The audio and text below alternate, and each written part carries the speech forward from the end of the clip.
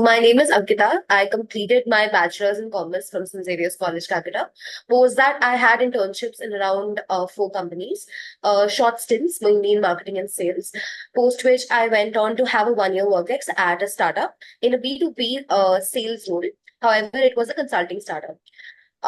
Post then, it was XIM. And my role at Bain in essentially was something that was dealing with live projects and proposals. So we were transitioning from government-based organizations, say they were associated with the GCC, that is the Gulf Cooperation Council, and they were mainly these countries that were in question. We were researching and finding their real-time problems and the solutions, and drafting proposals as and when necessary. Okay, so in the first year of MBA, I had a very exciting one. I was a CR as well as part of four committees, and I guess that essentially taught me how to juggle multiple responsibilities at a time, which I think came in very handy at BCN because we were transitioning from three cases and proposals as and when the clients required. So that was something very important. I also believe when I was interacting with multiple stakeholders in college and outside college as well, that was something that helped me during the client meetings that I was about to be a part of. So that was also something very handy. And again, basics like time management, ensuring that you stick to deadlines. That's something that's key in any company. Yeah, so my contribution was essentially in the research space. So we were doing a lot of research for all our organizations that we were tied with, and we were also busy in PPT making. We got the rare chances to be a part of any of the client calls, understand what the meetings were about. So research was something that was actually very heavy in my role. So again, major learnings, I understood how an MNC works, something that was very different from my role in a startup. How you would have one dedicated role and how to ensure that that particular thing is fulfilled. And when you're interacting with clients that are from abroad, you understand the key differences that are present as compared to Indian clients and clients from abroad. So I understood how to communicate them, how to actually ensure that your deliverables are set as per your team within the company as well as you satisfying the client. And I understanding how the number of revisions might occur. I mean, how they might just scrap through all your research, but you have to be perseverant in your entire sphere and ensure that whatever the client is actually asking for is done in the right way. The number of iterations should not matter, but delivering the right work within the right time and ensuring that your team is also on the same page and happy. I wouldn't say that there was something extremely challenging since it was heavily research based, but some basic problems that we used to encounter because when we were dealing with nations like France or Denmark, the type of information regulation that they have is very different as compared to countries like India or say a USA. So in cases like that, we realized how to find ways, maybe even using translation databases or trying to use the kind of, because the type of tools that we also had in hand were very limited.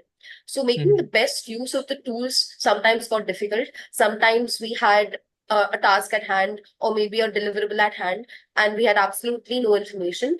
So working out of those situations, spontaneously agreeing to client deliverables was something that I guess was slightly challenging but fun nevertheless.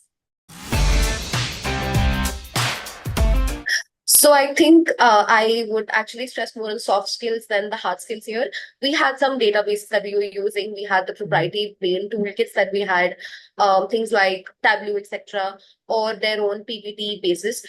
But then I think just moving the agility to move from one case to another, trying to learn, trying to interact with the people outside, and just being ready for any of the challenges, that was key for any internship. You just had to show your hunger to learn. Yeah, so one key thing at the end of the day, your entire interview process would be based on your test, but there's not too much you can handle or keep in control about the test. Although they would be mostly on the lines of data visualization. I mean, as in your DA section that you would have in your CAT, maybe slightly one notch higher. So that would be something that you'd initially be preparing for. But for your interviews, they'd be mainly case heavy or guesstimate heavy. I think going through the casebooks would be key, and just having a friend maybe to ask you these Mhm. questions, ask you clarifying questions, just something that you would practice a lot before actually going into the interview. I think Okay. that would be. So I'm Rishi. I'm from the batch of 23-25. And during my SIP, I was interning with Avasant. As you know, it's a consulting firm, but I was selected for a product management role. So my responsibility was, so they had this idea concept of communication channels through WhatsApp. So they wanted to do a analysis, benchmarking of that product, and then launch it internally. I was responsible for the initiation of the project, and I was directly reporting to the MD as well as the director. So I had no middle person because it's a consulting firm. They do have partners, but in the labs department of it, they have no such hierarchy. So I was directly working with the MD and the director. So the primary task that I was assigned to is making of a communication channel through WhatsApp. What that channel would do is through the WhatsApp, since you know WhatsApp is releases a lot of papers. So and that is sold in the market or for a amount. So for our competitors to know for the competitors and also for the uh, GCs and the PPOs and all other companies to know which all uh, providers they need to target. So for that purpose, they need to have the first-hand information of that Avasant has been releasing papers for which areas. So to push that information, they needed a WhatsApp channel so that whenever a new news that is there from Avasant or from any other uh, technology firms, they can push it directly through the providers and Avasant, and these people can be the first one who hook onto the opportunities as provided by the companies. So it saved a lot of time for Avasant, and also it had a first mover advantage. Yeah, it gave Avasant the first mover advantage. Yeah, I actually use a lot of MBA tools because I'm a techie by person. I have an engineering degree. So I had to work with the development team. So it kind of felt like that I am back in my old job, but no. So my job was very different. I use BPMN, which most of the techies didn't understand. BPMN has been taught to you in BIS mostly, if you were taught by Gopal sir. So that was really impressive, and my director was really impressed with the BPMN diagram and the architecture diagram that I made using that. Also, along with that, I also did a cost benefit analysis that you might have studied in the strategic market strategy one subject that you had in your third term. Apart from that, it's mostly common sense, and I think as an MBA student, you mostly have to rely on your intuitions and common sense. Most of the tools that you will learn will not be applicable everywhere, but you can take the bits and parts from different tools and make your own strategy and present it to the team. That would be really appreciated. As a part of my job, most of my tasks were very unstructured and so my main task was to translate what my director was telling me to do, because he had some idea. He would just tell me the random idea, and that I have to translate, break it down into work, WBSs and works that could be given to the development team.